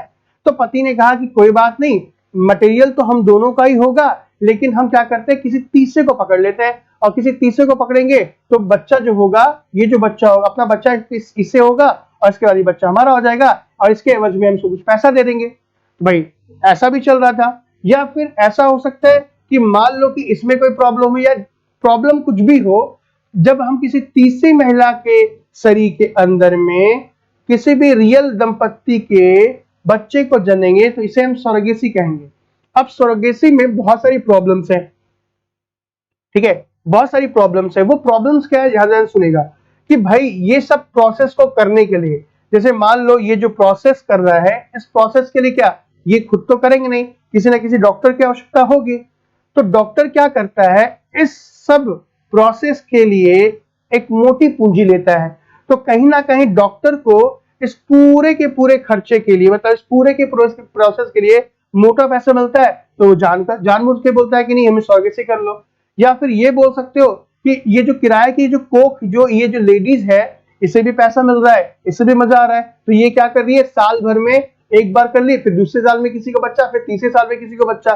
तो कहीं ना कहीं बार बार बच्चा जनने से ये जो माँ है, जो सरोगेसी माँ है, उसे तो पैसे का लालच आ गया, तो कहीं ना कहीं प्रॉब्लम भी तो हो गई, इसको मेडिकल प्रॉब्लम भी तो होगी कि भाई एक बार साल में 3 साल तक, भाई एक बच्चे के बाद दूसरे बच्चे का जो गैप आना चाहिए कम से कम 3 साल का तो आना चाहिए, लेकिन पैसे की लालच में ये हर साल बच्चा पैदा कर रही है, तो कहीं ना कहीं इसके स्वास्थ्य में भी दिक्कत आ रही है। या फिर आप ये बोल सकते हो कि भाई इन दोनों को पहले बच्चा नहीं हो रहा था, अब दोनों को बच्चा नहीं हो रहा था, तब तो बोला कि भैया डॉक्टर साहब हमें कोई भी दे दो, लड़का हो लड़की हो हम सब ले लेंगे, कोई प्रॉब्लम नहीं है। तो बोला डॉक्टर ने तो कर दिया, अब इसके पेट के अंदर में जो बच्चा था वो बच्चा क्या हो गया, वो बच्चा जो था वो लड़की हो गई। तो जैसे इन दोनों को पता चला कि भाई लड़की हो गई है, अब डॉक्टर बोलते हैं हमें तो नहीं चाहिए सर, आप अबॉर्शन करें। तो अब डॉक्टर पैसे लेके इसका अबॉर्शन कर लिया, तो भी जो सरोगेट मदर है उसके स्वास्थ्य में प्रॉब्लम। या फिर मान लो कि लड़की नहीं लड़का ही हुआ, लेकिन आने वाले समय में जब बच्चा पैदा हुआ तो वो बच्चा विकलांग हो गया या कोई जेनेटिक प्रॉब्लम आ गई, तो इन दोनों ने इस बच्चे को लेने से मना कर दिया, डॉक्टर ने भी अपना पीछा छुड़ा लिया, तो बेचारा जो बेचारी सरोगेट मदर है वो फंस गई। समझ में आ रहा है कि नहीं आ रहा। या फिर आप बोल सकते हो कि जो लेडीज है, इस लेडीज के अंदर में एग जो है, जो एग होता है ना एग, वो खराब है, तो किसी दूसरे डोनर से लेना है। भाई दूसरे किसी डोनर का लेना है तो जो डोनर होगी, कोई भी लड़की अपने एग को, किसी लड़की ने क्या किया अपने एग को डोनेट कर दिया, मतलब पैसे लेकर के, तो लड़की को लगा यार ये काम भी अच्छा है, तो जो एग है वो भी बेचना स्टार्ट कर दी, एग का काला बाजारी। तो डॉक्टर लोग ने क्या किया कि कोई भी एग ले करके फर्टिलाइज कर दिया, तो उससे जो आनुवांशिक डिजीज है वो भी बढ़ने की जो तादाद है वो भी ज्यादा हो गई। तो कुल मिलाकर सरोगेसी को लेकर के आज से कुछ साल पहले तक कोई कानून नहीं थे, तो इसका फायदा जो है सभी लोग उठा रहे थे। फॉरेन कंट्री से लोग यहाँ पे आकर के सरोगेट करा रहे थे, जब बच्चा लड़की होती थी या फिर कोई प्रॉब्लम आती थी तो जो फॉरेनर थे वो भाग जाते थे। तो कुल मिलाकर के हमारे इस भारत के अंदर में सरोगेसी को लेकर के कोई कानून और कोई व्यवस्था नहीं थी, जिसकी वजह से बहुत सारी परेशानियां जो थी वो सरोगेट मदर को उठानी पड़ती थी। ठीक है, तो इसको लेकर के जो भारत की बात की जाए तो वहां पर बहुत सारे बिल आए, सरोगेसी बिल। तो आप में से जितने भी लोग हैं जो पिछला सरोगेसी बिल है आप इसको जरूर पढ़ना, क्योंकि मैं आपको जो बिल बताने वाला हूं वो करंट से रिलेटेड अभी का बिल बनाऊंगा। सरोगेट बिल इसलिए बनाया, और सरोगेट बिल भी बहुत सारा है। क्या क्या है सरोगेट बिल, देखो एक बार। सरोगेट बिल की बात करें 2020 की, तो सबसे पहला देखो कि सरोगेसी जो बिल है वो जो है 2020, इससे पहले भी आए हैं बिल, 2016 का भी है, 2019 का भी है, 2014 का भी है, 12 का भी है। ठीक है, ये सब के सब बिल आप अगर आप देखना चाहते हो तो नेट पे डालो, आपको इजीली मिल जाएंगे। ठीक है, क्योंकि यहाँ पे क्लास में चाहता तो मैं सारे के सारे बिल बता देता, ऑफलाइन क्लास में बता देता हूँ, बट यहाँ पे क्लास में बहुत लंबा चौड़ा हो जाएगा, इसीलिए मैं 2020 बिल के बारे में डिस्कस कर रहा हूँ। तो जो सरोगेसी बिल 2020 मतलब जो ये जो 2020 आया है, ये क्या करता है, कमर्शियल सरोगेसी को जो है वो बैन करता है, और जो आपका जो नैतिक सरोगेसी है उसको क्या करता है, प्रोत्साहित करता है। मतलब ये कि जो कमर्शियल है, क्योंकि आजकल जो है इस सरोगेसी की बात की जाए तो आजकल धंधा सा बन गया है ये। अलग अलग लोगों ने अपने स्पर्म बेचना स्टार्ट कर दिया, लोगों ने एग बेचना स्टार्ट कर दिया। अब उस एग की, अब भाई मान लो किसी लेडीज का अगर हम एग लेंगे तो एग के अंदर में तो प्रॉब्लम होती है, जेनेटिक डिजीज तो उसमें भी होती है, एमडीएनए, माइटोकॉन्ड्रियल डीएनए का नाम सुना आपने, वो भी प्रॉब्लम होती है। तो यहाँ पे डॉक्टर क्या करते हैं, बिना कुछ चेक चाक किए क्या करते हैं, बच्चा पैदा कर देते हैं, मतलब आईवीएफ कर देते हैं। इससे आगे जाकर जो दंपति उनको प्रॉब्लम हो जाती है। सर जी 2019 में कमर्शियल सरोगेट मदर को, हाँ बिल्कुल सही कहा है। अब ये तो देखो कि 2020 की बात करें, ये भी बैन कर दिया पूरी तरीके से। और कमर्शियल सरोगेसी जो है वो, अब कमर्शियल सरोगेसी में क्या क्या आता है, इसमें क्या आता है कमर्शियल सरोगेसी में, देखो इसमें आता है ह्यूमन एम्ब्रियो और गैमिट्स का सेल और परचेज। भाई साहब आजकल क्या लोग कर रहे हैं, मान लो बच्चा पैदा नहीं कर रहा है, लोग चाह रहे हैं कि भाई ह्यूमन पर मतलब रिसर्च करें, तो लोग क्या करते हैं, सरोगेसी करते हैं। सरोगेसी करने के बाद किसी और का स्पर्म, किसी और का एग लेकर लैब में बनाया, लैब में बनाने के बाद 2 महीने तक रखा, उसके बाद उसमें रिसर्च कर रहा है ह्यूमन पे, तो कहीं ना कहीं वो भी तो इनलीगल ही है। Thank you so much Bunty. बता रहा हूं नीलम, बता रहा हूं। नैतिक प्रॉपर्टी जो मतलब उसको आप ये बोल सकते हो कि जो मोरल है, मतलब एथिकल जो है, एथिकल वैल्यूज की बात करें, जिसको मान लो कि बच्चा जब जरूरी है उसके लिए जो सरोगेसी है वो जरूरी होगा। तो सेल और परचेज जो है ह्यूमन एम्ब्रियो और गैमिट्स का, वो जो है बैन कर दिया गया है। अब आप गैमिट्स में अंडाणु को आप ऐसे नहीं खा सकते। आपको पता होगा कि चाइना में लोग ह्यूमन एम्ब्रियो को खाते हैं, मतलब उसको खाया भी जाता है यार। तो बहुत लोग चाइना में आजकल क्या कर रहे हैं, सरोगेसी करके ह्यूमन एम्ब्रियो बनाने के बाद रेस्टोरेंट में बेच दिए। अरबपति लोग जो है लाखों रुपए लेके खाते हैं, तो उसको बैन कर दिया गया है। ठीक है, हाँ आप ये बोल सकते हो कि भारत, ये जो सरोगेसी होगी, जो इथिकल सरोगेसी होगी, वो भारतीय कपल के लिए होगी। ठीक है, और साथ में जो है कुछ सर्टेन कंडीशन के अंदर में जो इंडियन की जो सिंगल वुमेन है, ठीक है, या जो विडो हो चुकी हैं, ठीक है, उनके लिए भी किया जाएगा। यानी कि कमर्शियल सरोगेसी पूरी तरीके से बैन होगा, जिसके अंतर्गत जो सेल और परचेज है किसका, आपका जाकर ह्यूमन एम्ब्रियो का और आपका जाकर एग का और स्पर्म का, वो पूरी तरीके से बैन होगा। हाँ, जिसको सच में जरूरी है उसके लिए, लेकिन वो भी किसके लिए, भारतीय कपल के लिए। और जो साथ में क्या हो, सिंगल पेरेंट्स हो, सिंगल पेरेंट्स में भी क्या सिंगल वुमेन हो, उनको क्या कर सकते हैं, ये जो सरोगेसी होगी वो प्रोवाइड की जाएगी। ठीक है, क्या है धर्मवीर सिंह, सर नीलम ये नीट का पेपर नहीं है, आपसे विटामिन से ही क्वेश्चन पूछे और आपका दिन में ही तारे नजर आएंगे। धर्मवीर मेरे ख्याल से बच्चे, आप किसी दूसरे पे कमेंट करने से पहले आप अपना देखें। ठीक है, किसी जो भी दूसरा कोई पूछ रहा है उसको पूछने दें। और रही बात है, मैं जो यहाँ बता रहा हूँ वो विटामिन से क्वेश्चन आएंगे या फिर हार्मोन से क्वेश्चन आएंगे, वो मेरे पे छोड़ दे ना। ये जो मैं आपको बता रहा हूँ ना, ये सारे के सारे क्वेश्चन आपके यूपीपीसीएस में, केवल पीटी तो पास करना नहीं है आपको। और ध्यान दीजिएगा, अगर आप मेंस का क्वेश्चन देखते हैं, आप सभी की बात कर रहा हूं जो भी इस वीडियो को देख रहे हो, एक बार देखना मेंस का क्वेश्चन, दिन में तारे तो सच में नजर आने वाले हैं। क्योंकि जिसमें से आपको लग रहा है कि जैसे ये नीट का है, ऐसा कुछ भी नहीं है। मैं जो पढ़ा रहा हूं वो पूरी तरीके से बेस्ड है किस पे, यूपीएससी पे। ठीक है, इसमें से पीसेस भी कवर हो जाएगा, लेकिन ध्यान रखना कि यूपीपीसीएस तो क्लियर होगा ही होगा, बट मैं जो भी चीज पढ़ा रहा हूं वो पूरी तरीके से यूपीएससी बेस्ड होगा। तो प्लीज और एक दूसरे पे कमेंट ना करें। अगर आपको लगता है कि कोई सामने वाला कुछ बोल भी रहा है तो आप शांत है ना, कोई बात नहीं, उसके लिए मैं हूं जवाब देने के लिए। ठीक है, आपस में आप सभी लड़े नहीं please. Thank you so much Uday. हाँ प्लीज कमेंट ना करें, मैं आपसे भी कह रहा हूं। ठीक है, दूसरा ध्यान, ये समझ में आ गया आपको। अगला देखो, अगला ये जो बिल है गाइस, वो बेसिकली क्या है, सरोगेट मदर के लिए भी है। सरोगेट मदर की जितने भी क्या बोलते हैं इसको आप, राइट्स है, ये बिल उसको प्रोवाइड कराता है। ठीक है, और साथ में जिसको भी मतलब जो इच्छुक महिला है, जो सरोगेट में जो भी सरोगेट बनना चाहती हैं, वो भी ये भी बिल उसको भी क्या करता है, प्रोवाइड कराता है। साथ में ये बिल क्या करता है, जो विडो है, मतलब जो तलाकशुदा है ठीक है, या जिनके हस्बैंड नहीं है, जो डाइवोर्स हो चुका है, ठीक है, और या फिर आप बोल सकते हो कि जो मतलब बच्चा करने में सक्षम नहीं है, ये बिल उनके लिए भी है। अभी इस बिल 2020 की जब बात करें, इस बिल में क्या जोड़ दिया गया है, देख लो, सिंगल पेरेंट्स की जब बात की जा रही है, जो विडो और डाइवोर्स वुमेन है, उसके लिए भी कह दिया गया कि भाई ठीक है, आप क्या कर सकते हैं, आप बच्चा पैदा करने में, मतलब बच्चा कर सकते हैं, सरेगेट करा सकते हैं। इससे पहले वाले बिल में ये बैन कर दिया गया था कि सिंगल पेरेंट जो होंगे वो किसी भी कंडीशन में क्या नहीं करेंगे, बच्चा पैदा नहीं कर सकते हैं। नेक्स्ट आ जाओ। देखो गाइस, इस बिल में एक अच्छी बात ये भी है कि इससे पहले वाले बिल में क्या था, इसमें कहा गया था कि भाई कोई भी शादीशुदा जो कपल है, 5 साल के बाद तक, अगर मान लो 5 साल तक, है ना, आपका जाकर के अगर वो इंटरकोर्स करता है, ठीक है, बिना किसी प्रोटेक्शन के, और तब अगर उसको बच्चा नहीं होगा, तब वो सरोगेसी करा सकता है। तो यार एक बात बताओ, किसी को मान लो किसी की लेट शादी हुई है, किसी की शादी जो है 30 से 35 के उम्र में शादी हुई, तो क्या वो 40 साल के बाद बच्चा पैदा करेगा? नहीं ना। तो कुछ प्रीवियस फिल्म में कुछ ऐसे भी मतलब क्लॉज थे जो कि इस प्रकार के जो पेरेंट्स थे उनको बच्चा करने के लिए मतलब बहुत टाइम टेकन था, तो इस बिल में ये भी खत्म कर दिया गया है।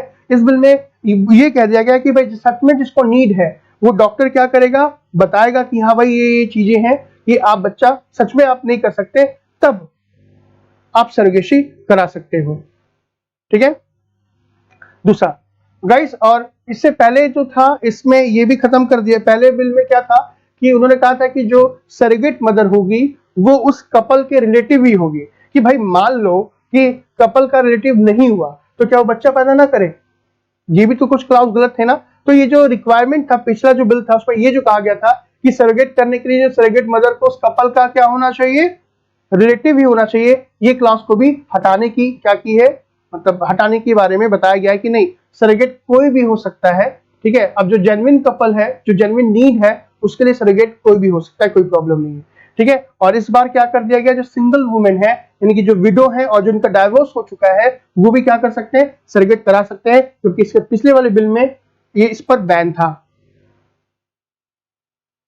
ठीक है। दूसरा गाइस, कि जो सरोगेट वुमेन है, ठीक है, पहले सरोगेट वुमेन के लिए जो सरोगेट वुमेन का मतलब समझ लो कि जो बच्चा पैदा करेगी, जो सरोगेट मदर होगी, उसका स्वास्थ्य का बीमा करना अनिवार्य था। तो उसका जो स्वास्थ्य का बीमा करना अनिवार्य था वो कितने तक, 16 मंथ तक था, लेकिन इस बिल में 36 मंथ कर दिया गया है।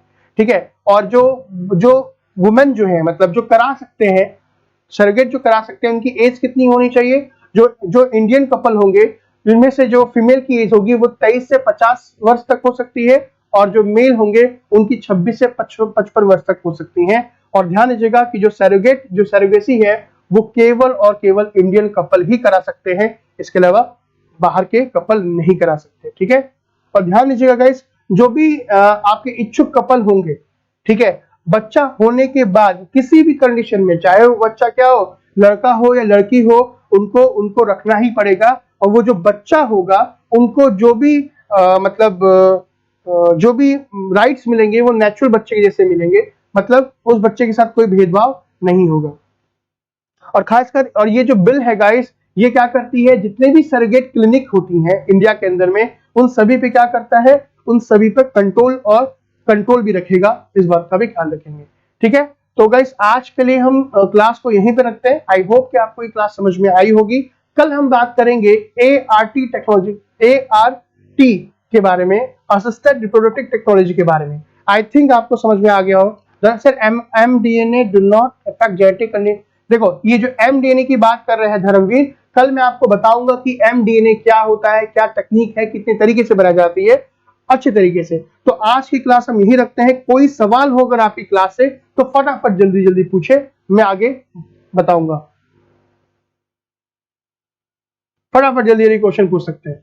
ART बिल हम कल करेंगे, ART क्या है कल करेंगे। यहां तक समझ में आ गया तो फटाफट बताएं। क्लियर है? चलो, थैंक यू सो मच। आज मेरे ख्याल से समझ में तो आया ही होगा थोड़ा बहुत। जल्दी जल्दी सवाल पूछे, कोई भी सवाल है तो आज का सवाल।